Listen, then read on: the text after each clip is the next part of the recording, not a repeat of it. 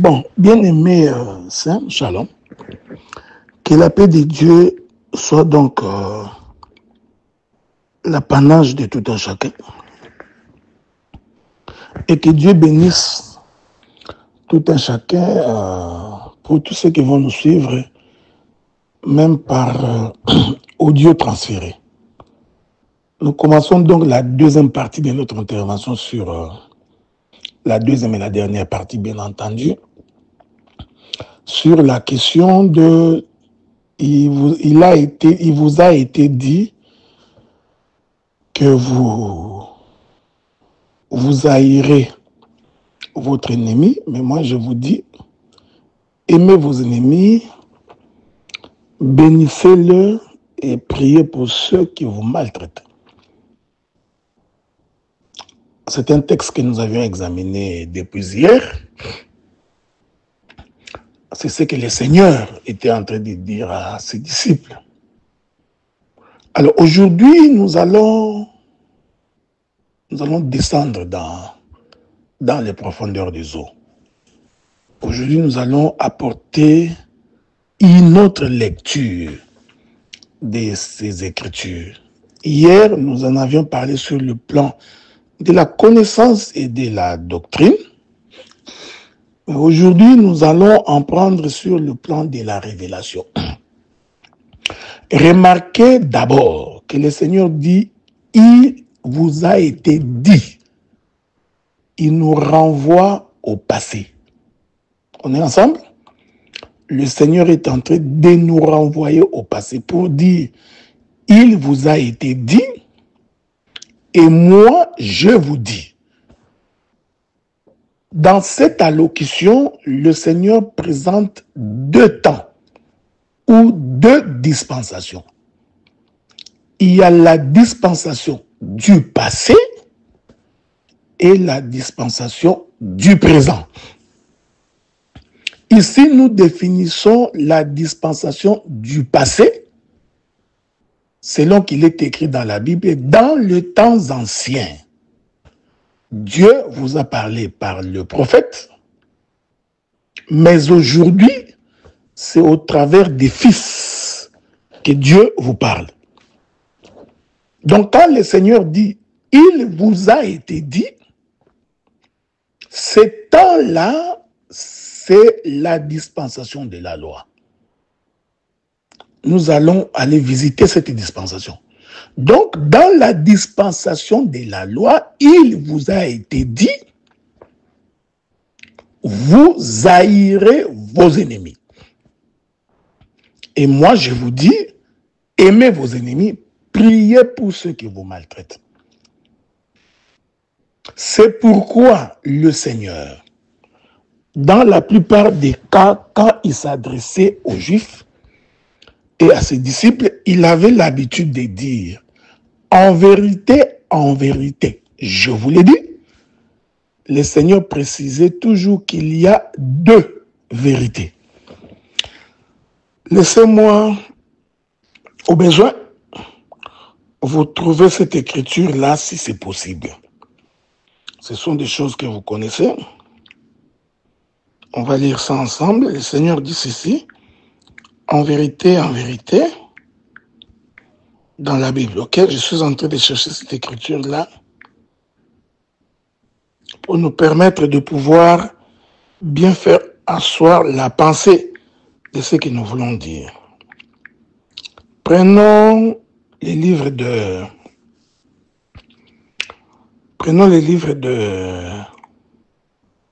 Jean, je crois.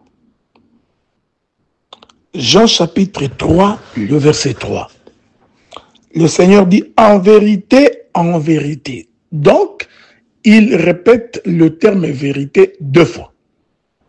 En vérité, je te l'ai dit, si un homme n'est né de nouveau, il ne peut voir le royaume de Dieu.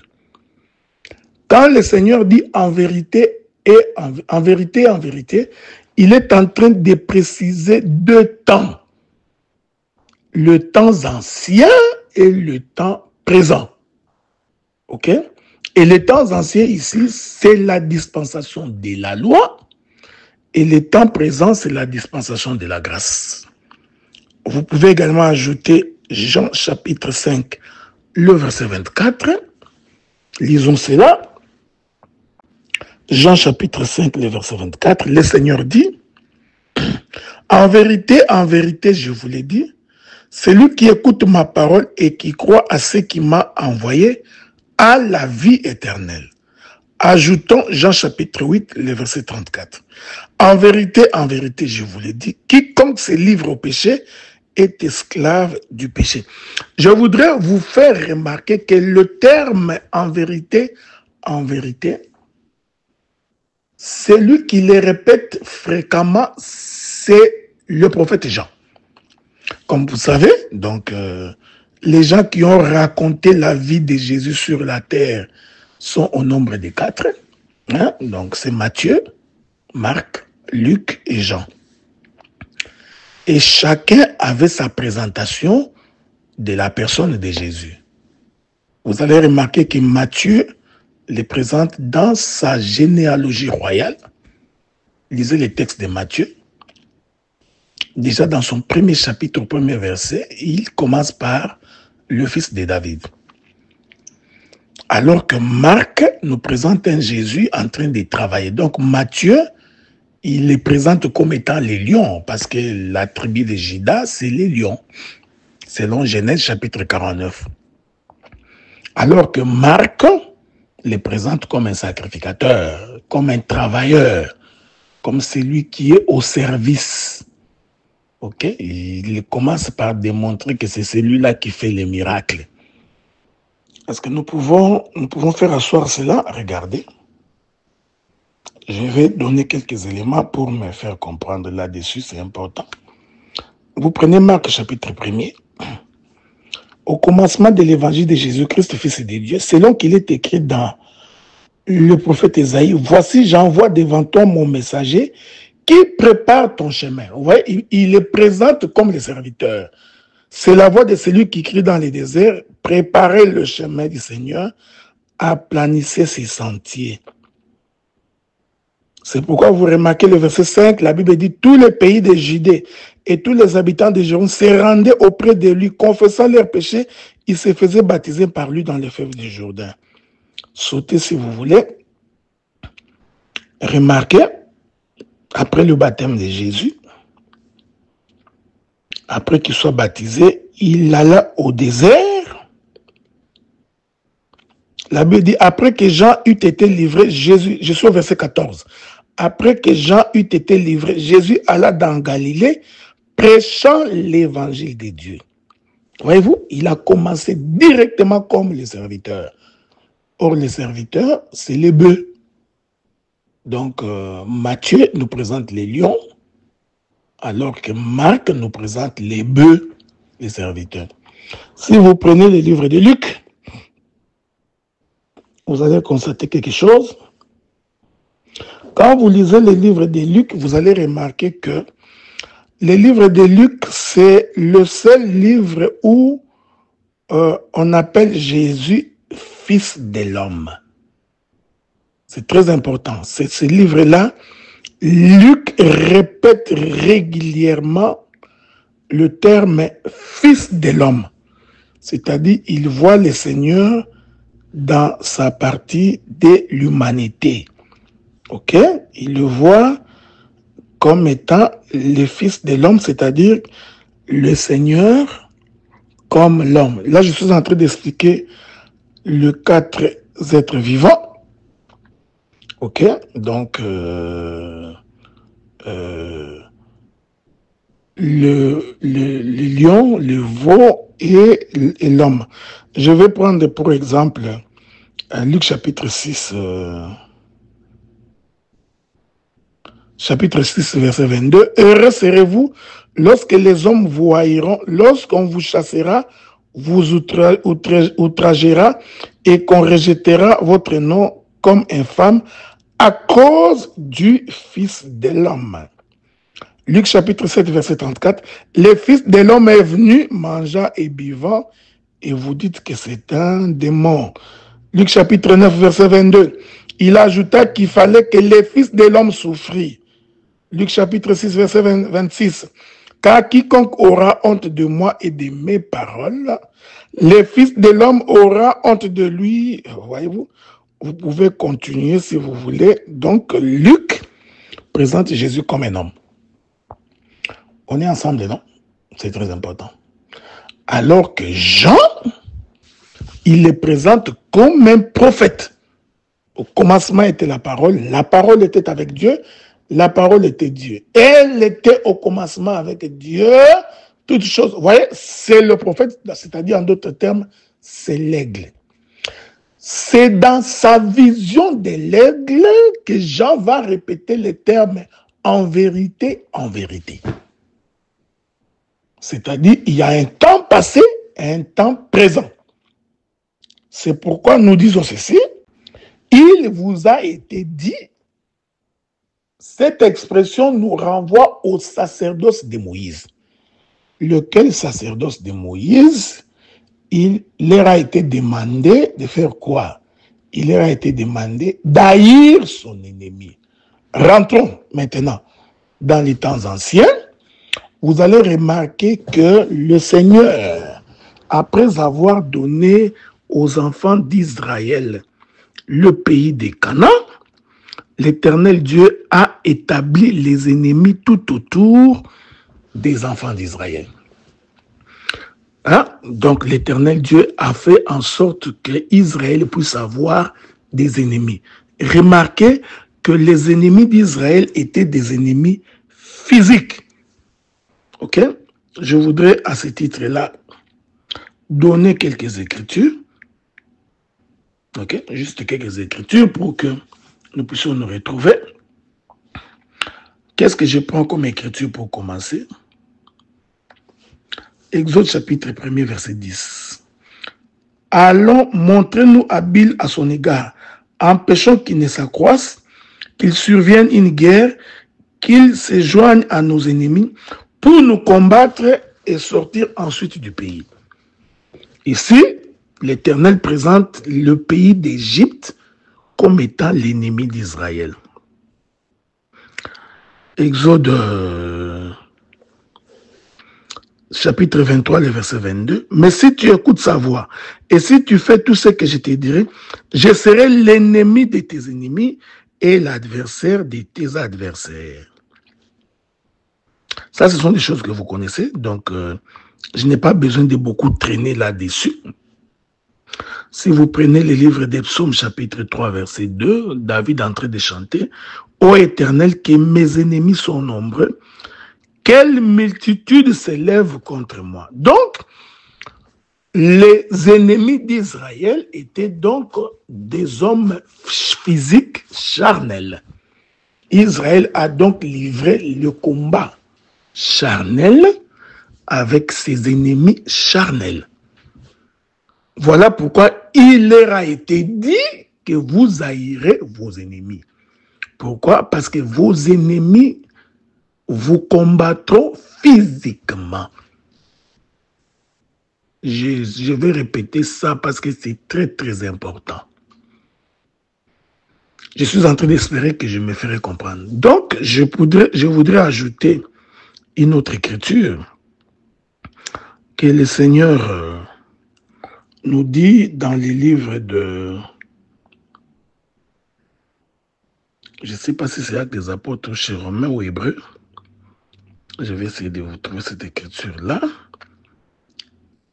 Ok, bon, je crois que c'est dans Actes des Apôtres. Il est écrit ceci.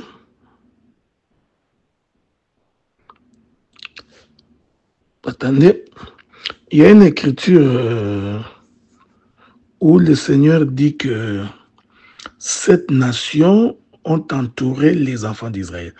Laissez-moi vous trouver cette écriture-là, ça nous permettra de pouvoir avancer dans la paix, ok? Hein? Donc, cette nation qui entoure les enfants d'Israël. C'est écrit dans les livres des Actes des Apôtres aux Corinthiens. Regardons d'abord Actes des Apôtres chapitre 13. Actes des Apôtres, chapitre 13, le verset 19. Est-ce qu'on peut lire ça? Allons-y. Actes des Apôtres, chapitre 13, le verset 19. Écoutez ce que la Bible dit. Il est écrit, ayant détruit cette nation au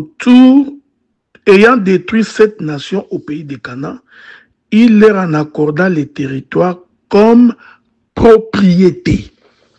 Si nous rentrons dans les livres de Josué, je crois, vous allez remarquer que lorsque Israël prit les territoires de Canaan, Dieu a fait en sorte que les 7 nations soient tout autour d'Israël comme ses ennemis.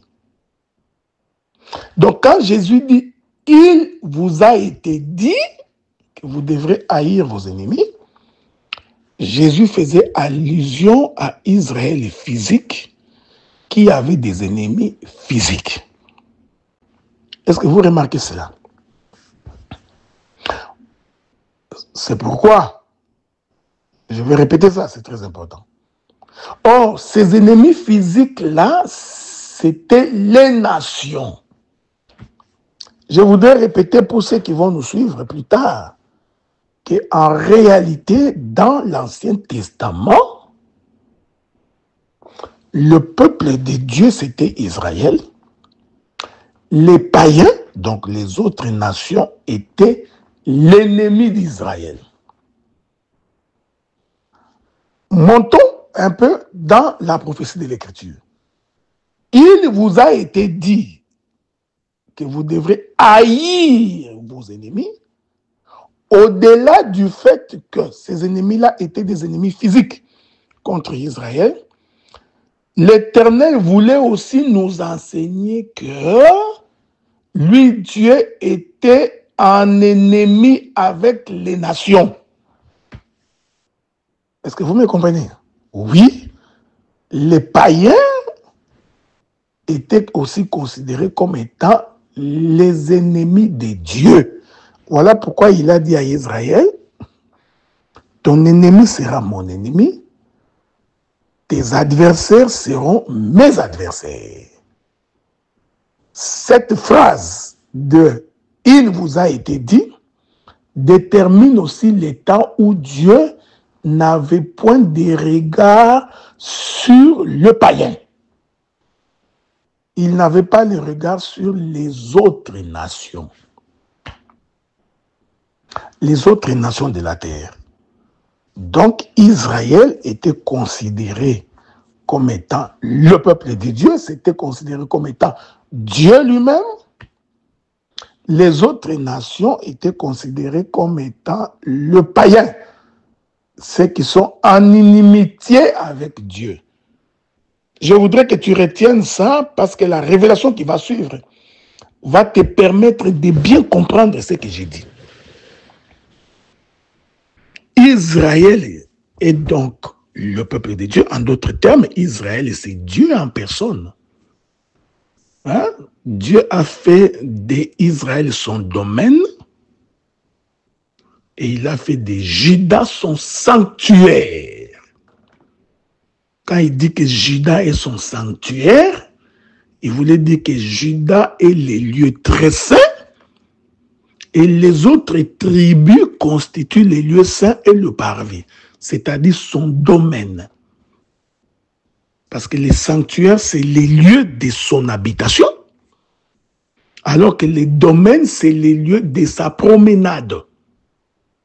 Quand il quitte sa chambre, qui est le lieu très saint, il vient se promener dans son domaine, lequel domaine est composé du lieu saint et du parvis. Est-ce qu'on est ensemble? Donc, Israël, je suis en train d'expliquer, il vous a été dit, vous haïrez vos ennemis. Donc, Israël représente Dieu en personne. Mais remarquez, quand Dieu chasse les nations dans les pays de Canaan, où est-ce que Dieu les a mis? Laissez-moi vous trouver cette écriture-là, si le Seigneur le permet. Ça va nous permettre de ne pas dire des choses qui ne sont pas dans la Bible. Attendez. Ah, je suis en train de chercher cette écriture-là.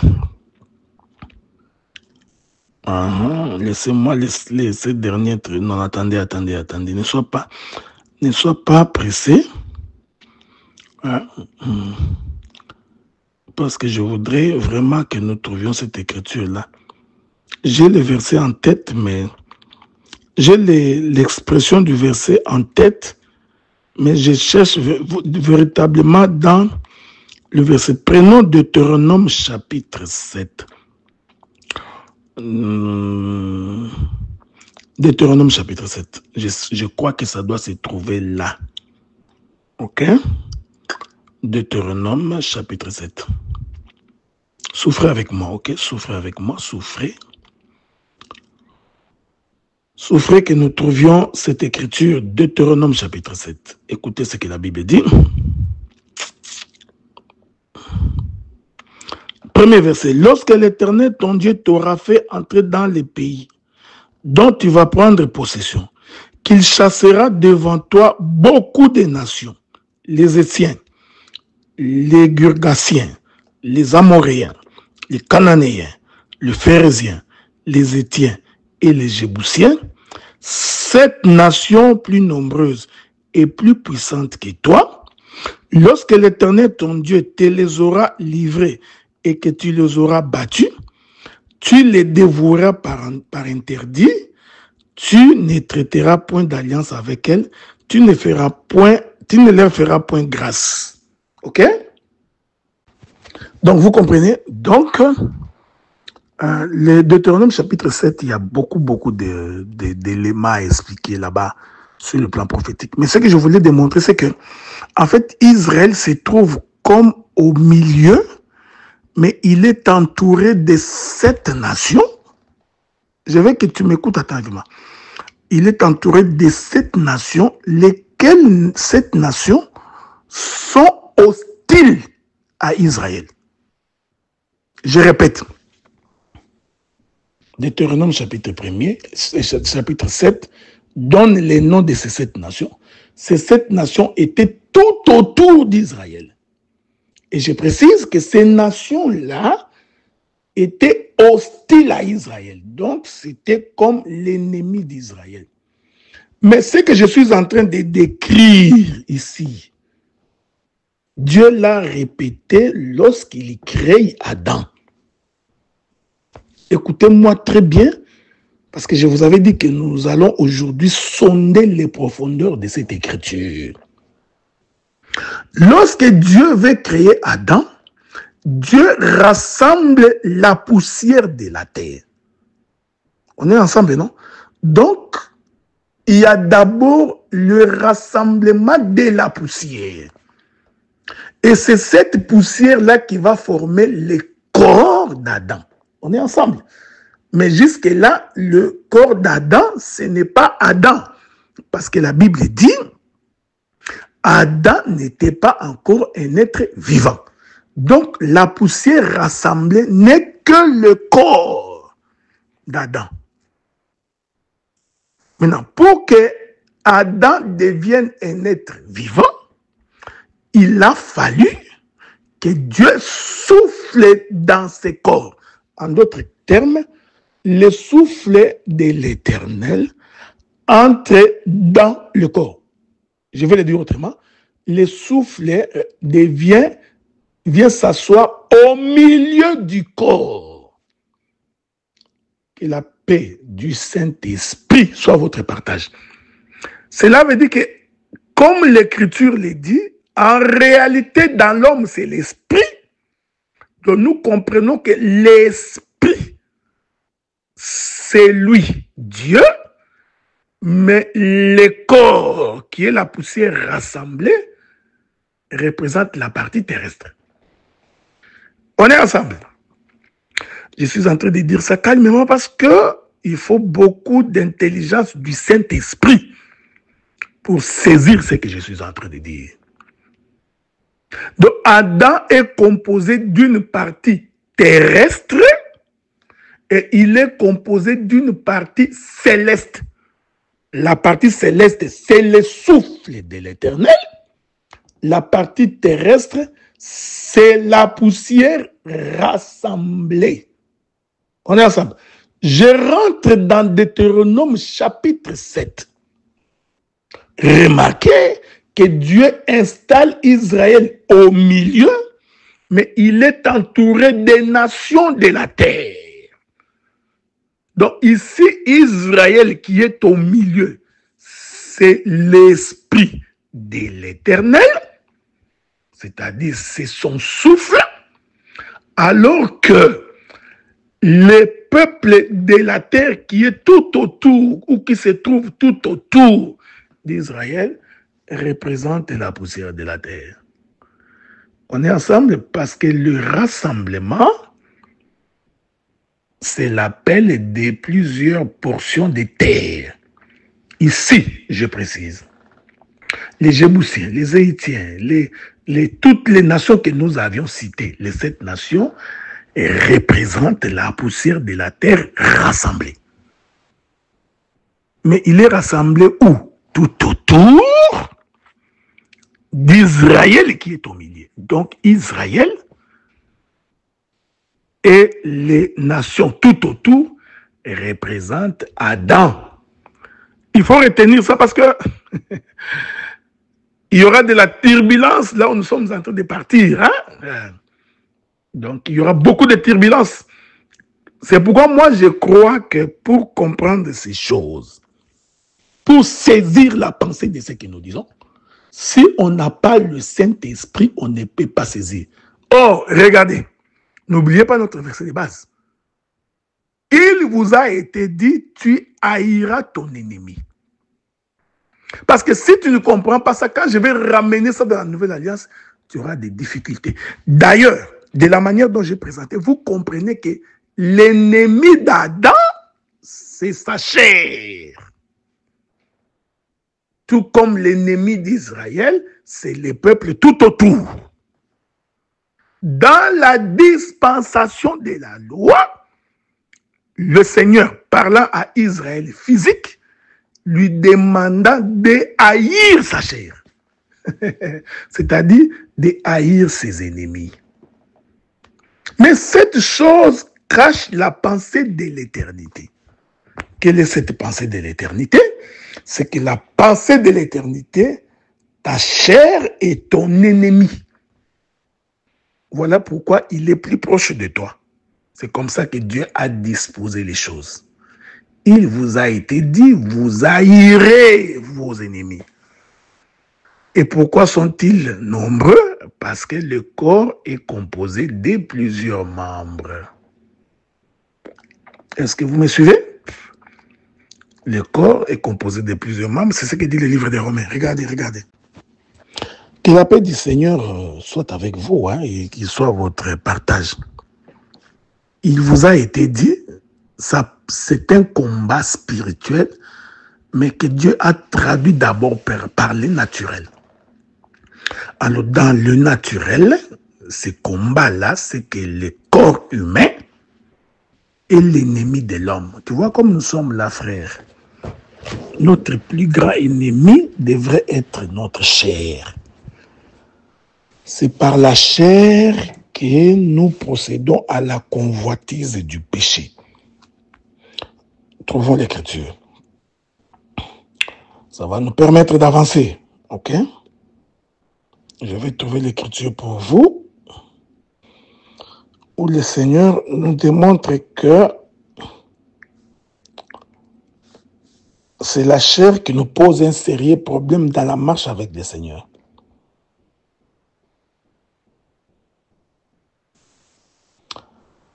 Je prends d'abord Marc chapitre 4, verset 19. Je donnerai plusieurs versets. Mais en qui les soucis du siècle, ça c'est, on explique la parabole, hein? Mais en qui les soucis du siècle, la séduction des richesses et l'invasion des autres convoitises étouffent la parole et la rendent infructueuse. Ce qui rend que l'homme ne puisse pas vivre la parole du Seigneur, ce sont les convoitises de la chair. Ajoutons d'autres écritures.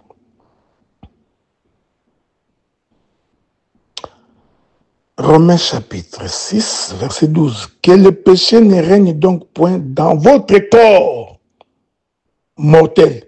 N'obéissez pas à ses convoitises. Vous comprenez? Je précise. L'ennemi, aujourd'hui, c'est ton corps. Vous allez comprendre pourquoi aujourd'hui Jésus est en train de dire d'aimer vos ennemis. Attendez, hein, Jésus est en train de venir. Mais dans les temps anciens, il faut haïr ton ennemi. Il faut les haïr. Faites attention, ces choses sont symboliques, allégoriques. J'ai démontré que le corps constitue l'ennemi de l'esprit. Je donnerai des versets. Hein? Les désirs de la chair sont en inimitié avec les désirs de l'esprit. C'est ce que le frère Paul dit. Donc, l'ennemi de l'esprit, c'est sa chair. Vous allez comprendre qu'en réalité, le corps d'Adam était véritablement son ennemi. Laissez-moi ajouter notre écriture. Romains chapitre 7, verset 8. Et le péché saisissant l'occasion, produisit en moi par le commandement toutes sortes de convoitises, car sans la loi, le péché est mort. Romains chapitre 13, le verset 14. Mais revêtez-vous du Seigneur Jésus-Christ et n'ayez pas soin de la chair pour en satisfaire les désirs.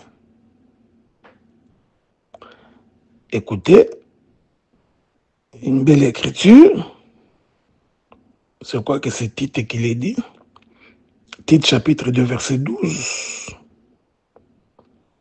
Elle nous enseigne à renoncer à l'impiété et aux convoitises mondaines et à vivre dans les siècles présents selon la sagesse, la justice et la piété. Je pourrais vous ajouter autant d'écritures.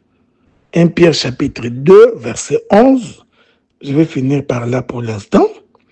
Bien-aimés, je vous exhorte comme étrangers et voyageurs sur la terre à vous abstenir des convoitises charnelles qui font la guerre à l'âme. Voyez? Dans les temps passés, c'était des Philistins, des Jébusiens, des Jérusiens, tous ces peuples-là, les Ammonites, tous ces mondes-là qui combattaient Israël. Le Seigneur explique qu'en réalité, aujourd'hui, c'est cette convoitise de la chair qui est en train de nous faire la guerre. Donc, je précise que il vous a été dit d'haïr votre ennemi.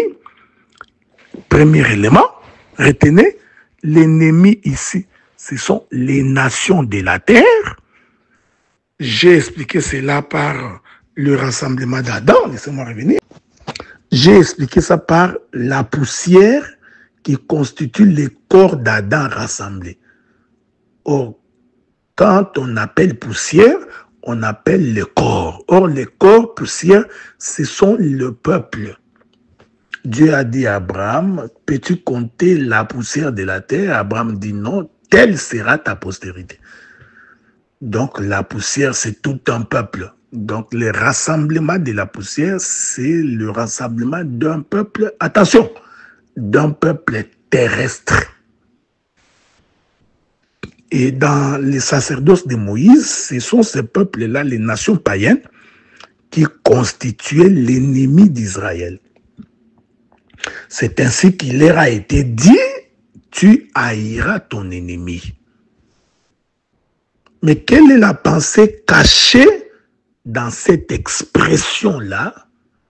J'ai donné une première compréhension en expliquant que ces nations-là représentaient aussi les corps de l'homme, la chair de l'homme. Or, c'est la chair de l'homme qui nous amène à la convoitise et au péché. Tous les péchés que vous voyez sur la terre, c'est lié à la convoitise charnelle. Ainsi, nous comprenons que le corps est l'ennemi de l'esprit. Le corps, ton corps, c'est lui ton ennemi. Est-ce qu'on est ensemble? Ton ennemi, c'est ton corps. C'est pourquoi, dans la dispensation de la loi, quand Dieu disait haïr ton corps, haïr ton ennemi, il voulait nous dire en d'autres termes, celui qui ne renonce pas à la vie mondaine, à la vie charnelle, ne peut pas hériter les royaumes des cieux.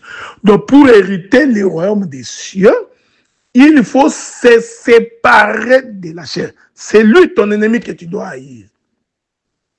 Voilà pourquoi quand le Seigneur se retrouve sur la croix, le corps que le Seigneur avait porté, c'était le corps du péché.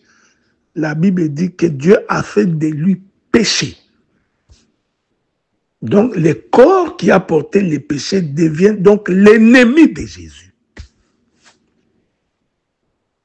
Mais pour hériter les royaumes, il faut haïr le péché. C'est pourquoi j'ai toujours dit, frère, on ne peut pas haïr son frère, mais on doit haïr le péché.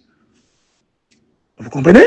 C'est comme ça que Jésus, en mourant sur la croix, devrait se séparer de ce corps du péché. Parce que tu ne peux pas hériter le royaume des cieux avec un corps du péché. C'est ainsi qu'il criera, Père, Père, entre tes mains, je remets mon esprit. C'était la séparation de l'esprit avec la chair, avec le corps, avec ton ennemi. Celui qui s'attend à pouvoir entrer dans le royaume des cieux doit être quelqu'un qui soit capable de dominer sa chair, c'est-à-dire de se séparer. Nous aurons l'occasion d'en parler. C'est comme ça que Dieu dit dans le livre d'Éphésiens que la femme soit soumise et que l'homme domine sur sa femme. Or, Éphésiens nous fait comprendre que la femme, c'est le corps de l'homme. Je ne sais pas si vous comprenez ce que j'ai dit. Je ne voudrais pas scandaliser quelqu'un, mais je voudrais dire à quelqu'un que ta femme, c'est ton ennemi. Ok? Que la paix du Seigneur soit avec toi. Ta femme, c'est ton ennemi. Je suis, en tout cas, si tu m'as mal compris, c'est que tu n'as pas saisi l'évangile. Dieu identifie la femme comme étant la faiblesse. Ok? Donc, Dieu identifie la femme comme quelque chose qu'on doit dominer. Ok? Mais en réalité, quelle est la pensée de Dieu derrière ça? Parce qu'il dit que la femme, c'est le corps de l'homme. Adam a dit, voici l'os de mes os, chair de ma chair, c'est mon corps. Or, c'est dans ces corps-là que se trouve la faiblesse, où se trouve les péchés.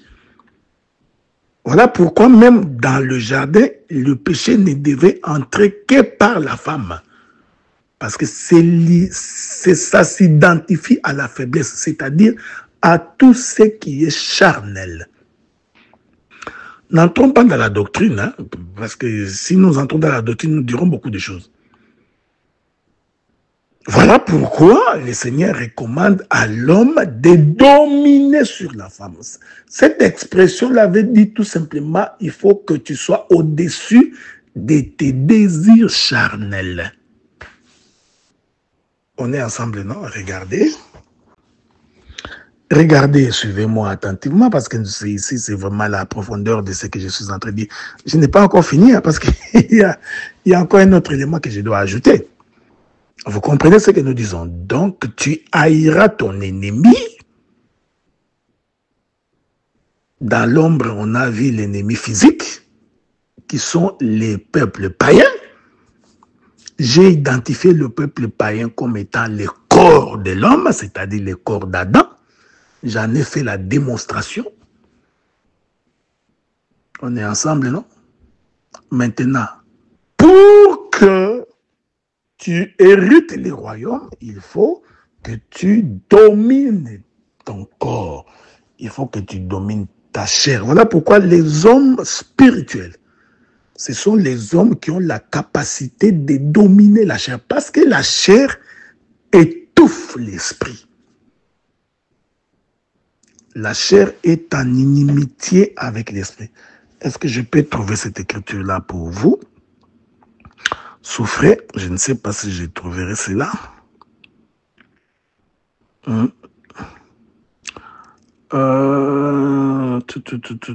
J'ai pris le Seigneur que je trouve cette écriture-là.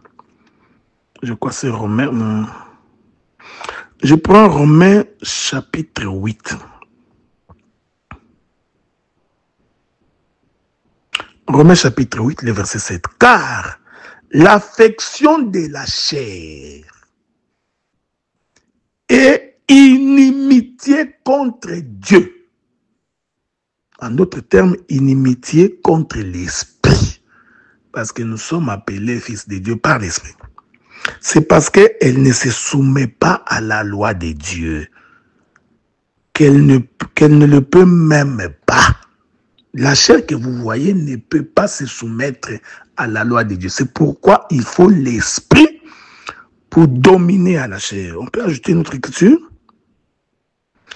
Jacques chapitre 4, verset 4. Adultère que vous êtes, ne savez-vous pas que l'amour du monde est inimitié contre Dieu? Celui donc qui veut être ami du monde sera ennemi de Dieu. Vous voyez, les mondes, ce sont les peuples des nations que la Bible appelle deux fois incirconcis et païens. Il vous a été dit, vous devez haïr vos ennemis. En avez-vous saisi la portée? Je vais faire une petite illustration pour que les gens puissent me saisir.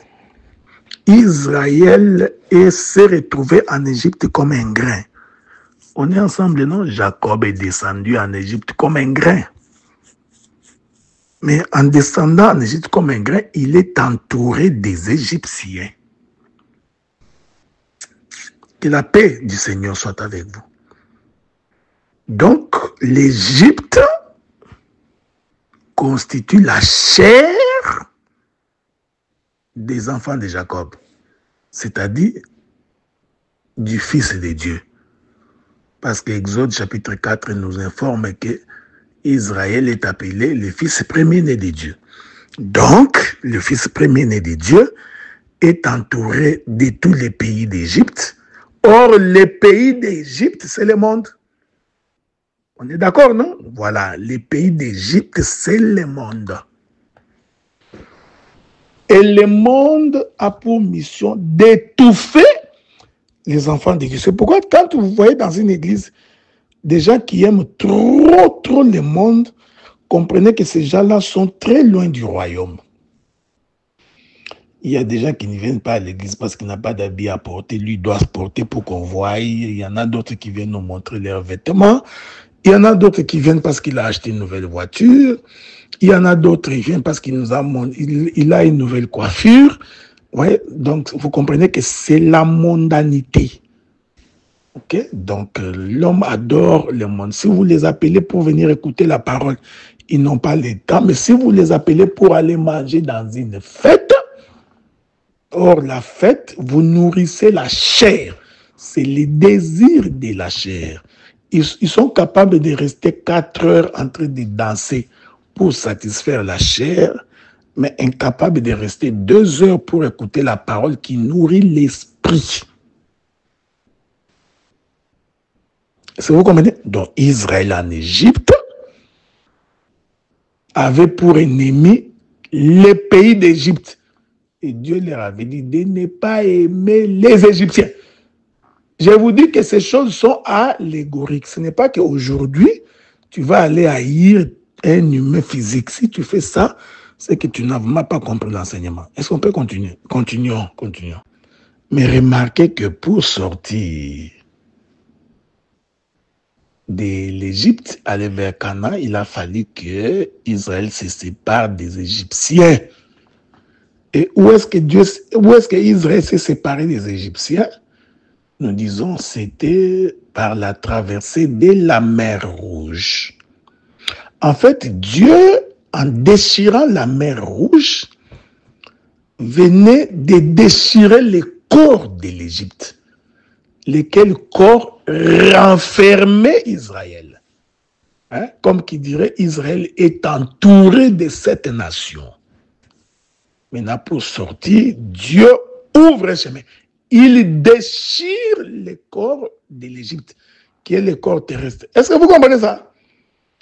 C'est pourquoi le jour où le Seigneur meurt sur la croix, les rideaux du temple vont se déchirer en deux, du haut vers le bas. Mais l'Écriture dit que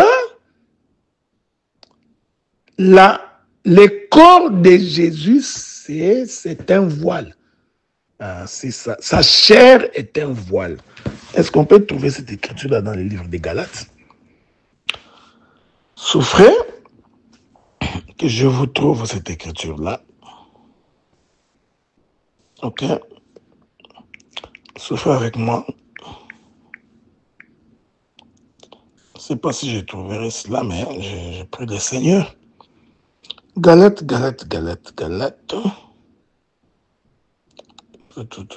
Souffrez, hein? Je suis en train de chercher l'écriture.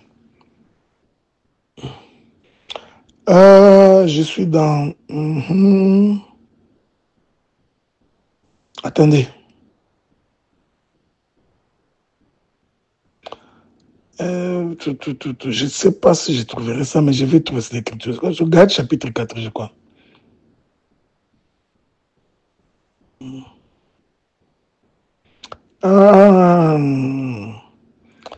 Mais il y a beaucoup trop de versets ici, mais je voudrais vraiment trouver le verset qui convient. Prenons d'abord Galates chapitre 5.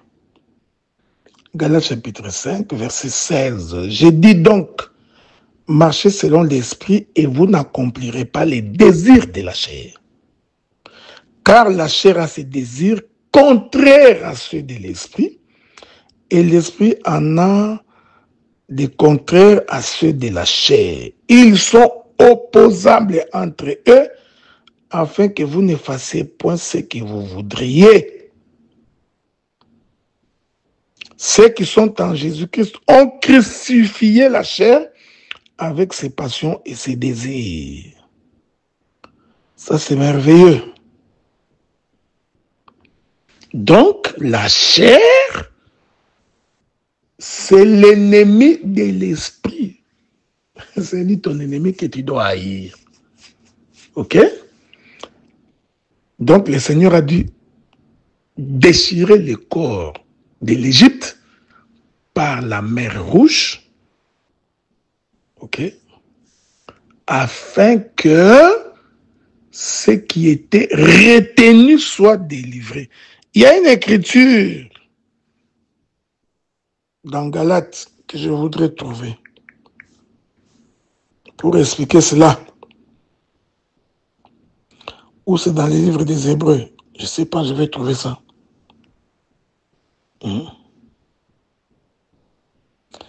Quelle écriture? Pourquoi je ne vois pas cette écriture-là? Il y a une écriture où on dit que le rideau du temple, c'est la chair de Jésus. Mais je n'ai pas trouvé ça, mais je trouverai ça, ne vous en faites pas.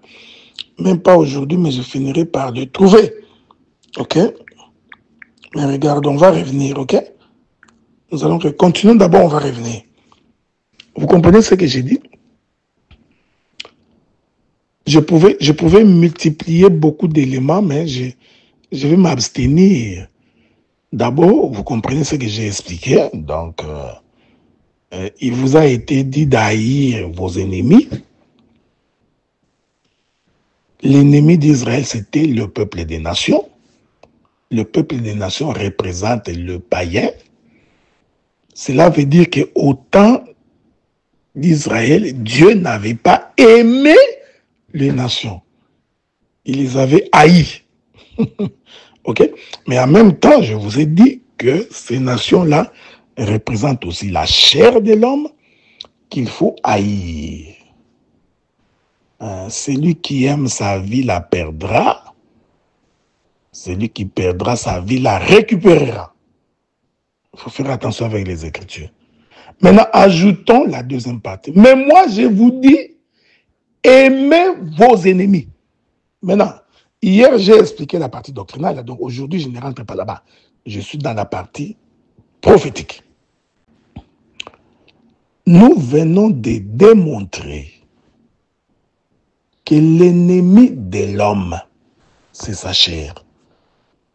Mais dans une autre dimension,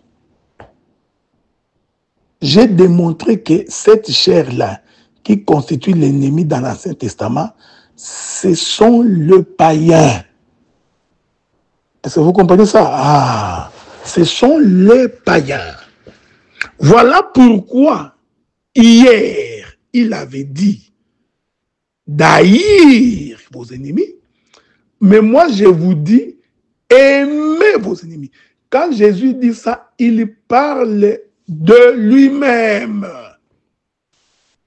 Il explique qu'aujourd'hui, si jadis Dieu n'a pas fait alliance avec les païens, qu'il les avait haïs, mais aujourd'hui, Dieu les aime. Est-ce que vous comprenez? L'ennemi qu'on doit aimer, aujourd'hui, le Seigneur démontre que ce sont le peuple des nations. Voilà pourquoi, lorsque Corneille reçut le message de faire venir Pierre, et Pierre étant dans sa chambre au moment de la prière, verra une nappe descendre, et dans cette nappe, il trouvera les reptiles, les animaux impurs. Dieu lui dit, prends et mange. Il répond, rien d'impur ne rentre dans ma bouche. C'est-à-dire, ce sont des incirconcis, ce sont des païens. Je ne peux pas. Dieu lui dit, ce que j'ai déclaré pur. Voilà, voyez-vous, nous qui étions jadis impurs, Dieu ne nous aimait pas parce que haïr, c'est aussi le manque d'amour. Quand on ne t'aime pas, on te haït. Maintenant, mais moi je vous dis maintenant, aimez vos ennemis. Les ennemis dont il est question ici, c'est nous que le Seigneur Jésus-Christ est en train d'aimer. Il dit, priez pour vos ennemis, bénissez ceux qui vous maltraitent.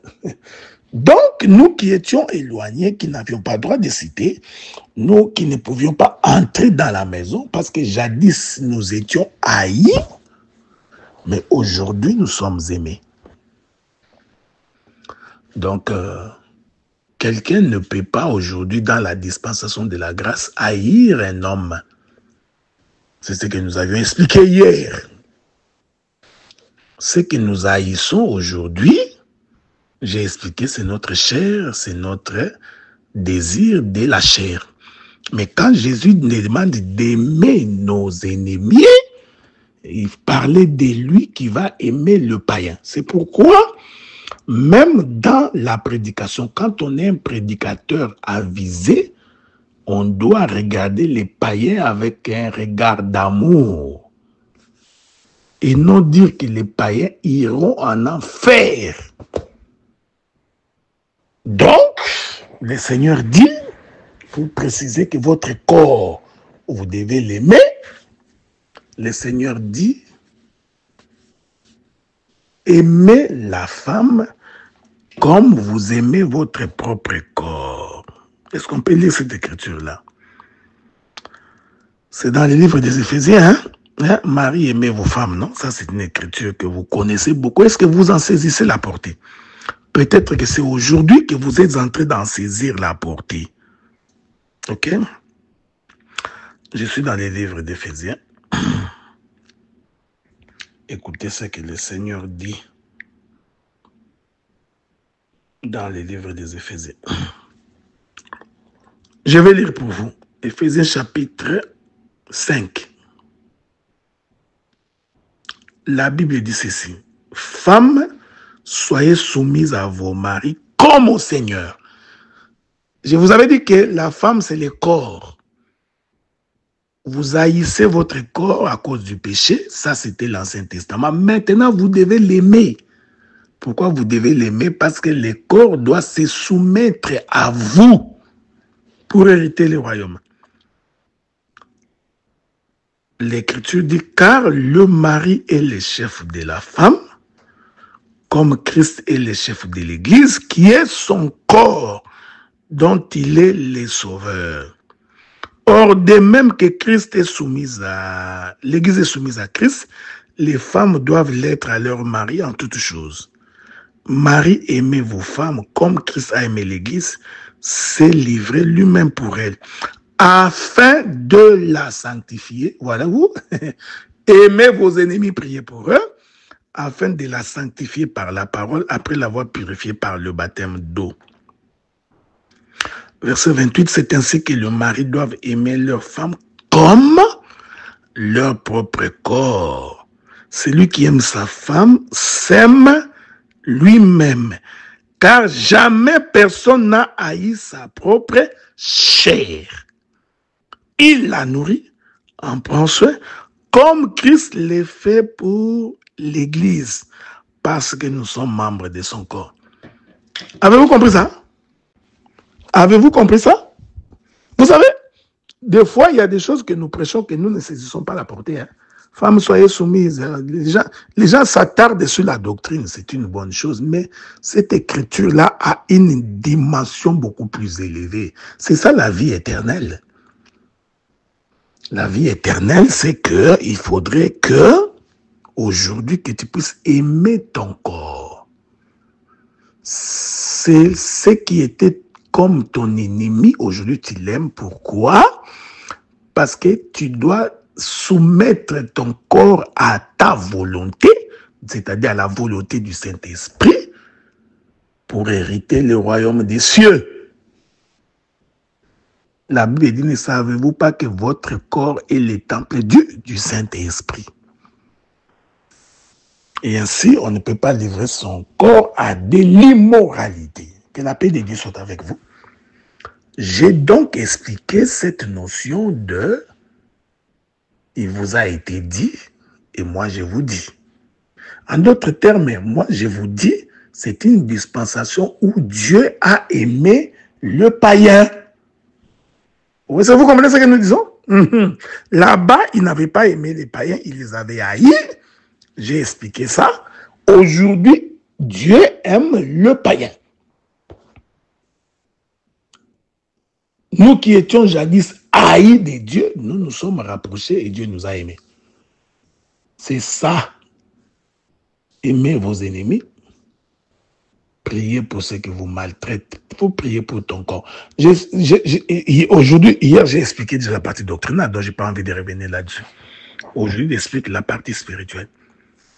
Voilà, très cher ministre de la parole, homme de Dieu, disciples, servantes et serviteurs de Dieu, frères et sœurs, telle a été mon intervention sur cette question-là.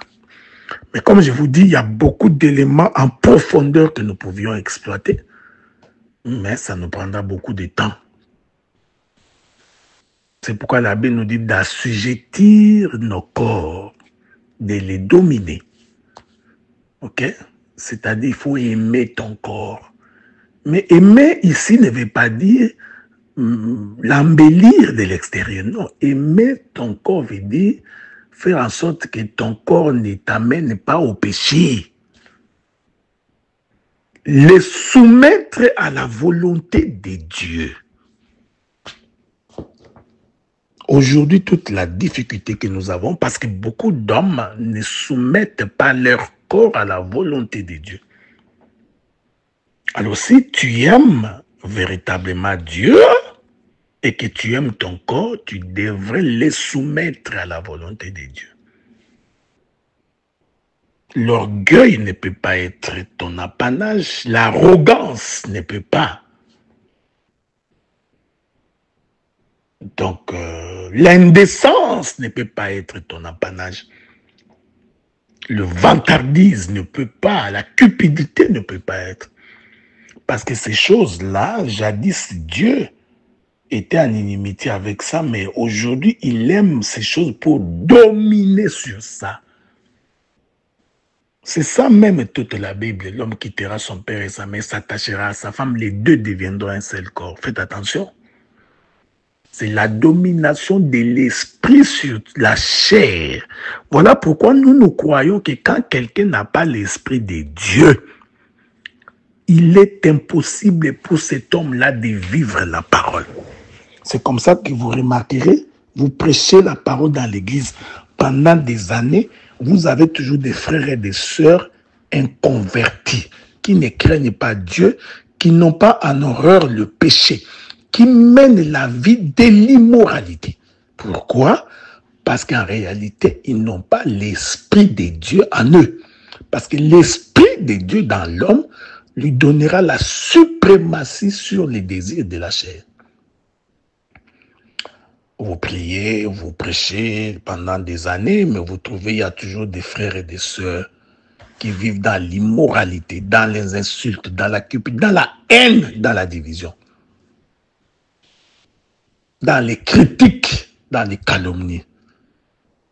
Vous comprenez? La difficulté, c'est que ils n'ont pas encore dominé, ils n'ont pas encore aimé leur ennemi. Quand vous aimez l'ennemi, vous prierez pour lui et vous dominerez sur lui. Paix et grâce dans vos demeures.